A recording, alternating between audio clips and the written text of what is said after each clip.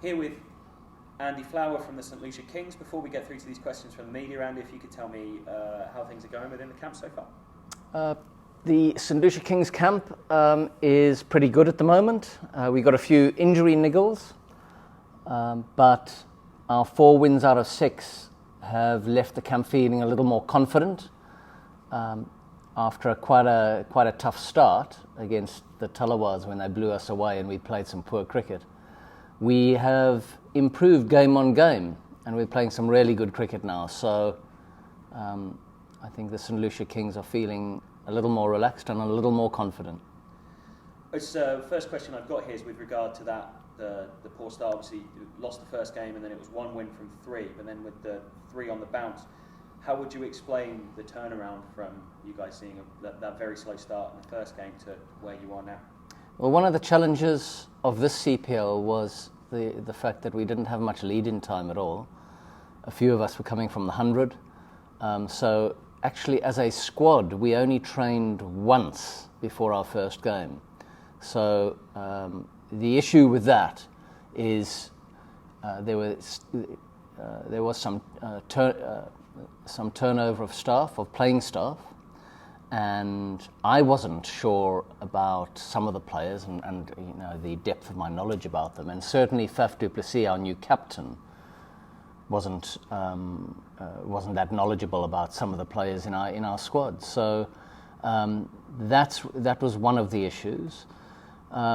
Getting people to gel together very quickly is one of the tricks at these franchise tournaments. And as I say, we only had a couple of days together and only 1 training session before our first competitive game.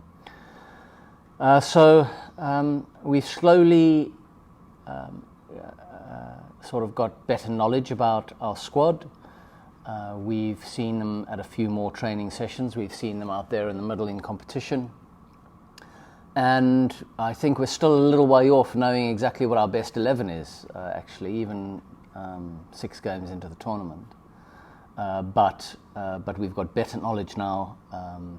The guys are gelling and we're headed in a good direction. You mentioned Faf, but his century, one of the better T20 centuries I think a lot of people have seen. How important was that for him and also for the team for him to get those runs?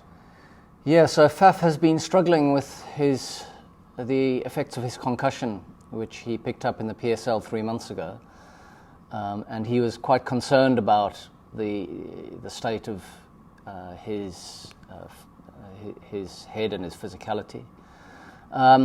And it's really nice to see him come through back-to-back games in the last couple of days. I didn't think he'd be able to do that. All our games so far have been at 10 o'clock in the morning, which has been very hot.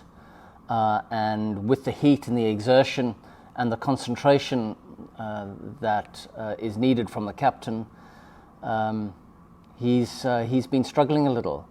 So it's really nice that he got through the back-to-back games and is feeling fairly fresh after them. One thing that did hurt him was diving when he took a quick single, and the jarring of his neck and his head really brought some of those headaches back.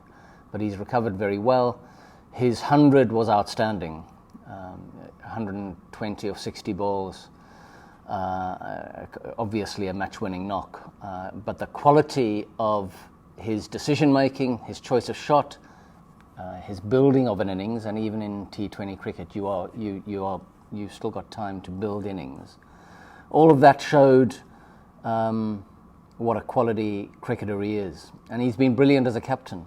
A really good leader of men. He's very calm. He's very understanding of other people. He wants to listen.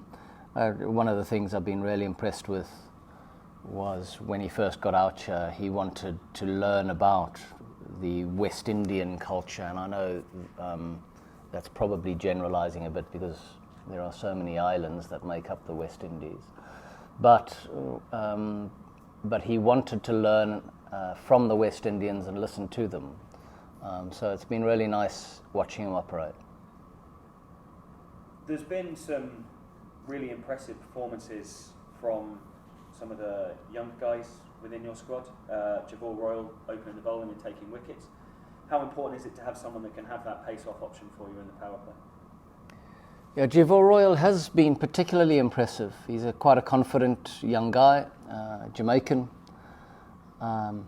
He bowls quite a heavy ball for a left-arm spinner. He's physically strong, and he looks like he likes a contest. So that's a brilliant quality to have in such a competitive arena. He can also bat, and we haven't seen him do much with the bat yet. But if he gets his chance, I think he'll impress with the bat as well, batting at about 7 or 8. So he's one of our emerging talent players. In some of these competitions, when you have to play an emerging talent player, in this instance in 50% of the games, it's great having a guy like Javor Royal who holds his own, whether he's an emerging talent player or not. So he's been great. We've got another emerging talent player called Kadeem Alain, who is from Barbados. He hasn't got a go yet. I'd like to think he'll get a go at some stage. He's a big, strong all-rounder who can open the batting and bowls a heavy ball. So it'll be nice to see him out there in the middle at some stage. Kieron Katoy has been promoted up the order in a pinch-hitting role. Mixed success, I'd say, so far. Is that something you're keen to continue, and it's something that you think he can do long-term? Yeah. He usually plays in the middle order, but we've got a slot at 3 that is available, and we're looking for someone to play well enough to fill it. He's had 2 goes now. He's put on 2 little partnerships in the 2 goes that he's got. He's looked a little nervous, which I'm not surprised at. He has played for Saint Lucia before, but he hasn't played much CPL cricket at all.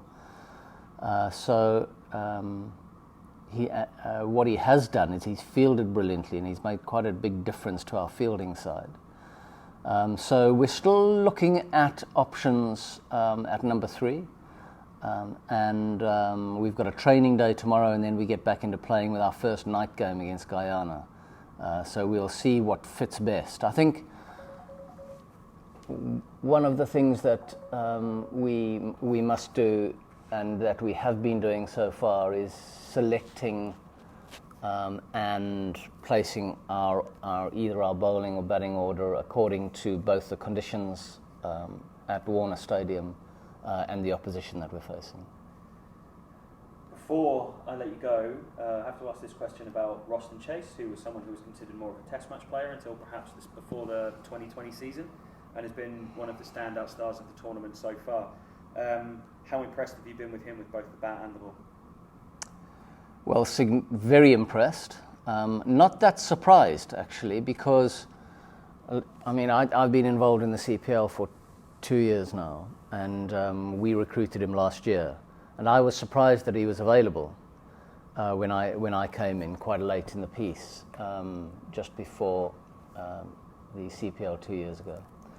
And he's always looked like a quality all-rounder to me. He's a very clever off-spinner. He fields well, and he can marshal the innings in the middle of a T20 innings. I think what we've seen in this CPL compared to the one a year ago is he's growing in confidence with his boundary hitting. And he's somewhere up near the lead. He's somewhere up at the top of the leaderboard on 6s hit so far in this tournament, and I would imagine that's going to carry on. So I think he is pushing really hard for a place in the West Indian T20 side. I'd be surprised if he is not being discussed fully by the West Indian selectors. Andy Flower, Saint Lucia Kings, thank you very much. Thank you.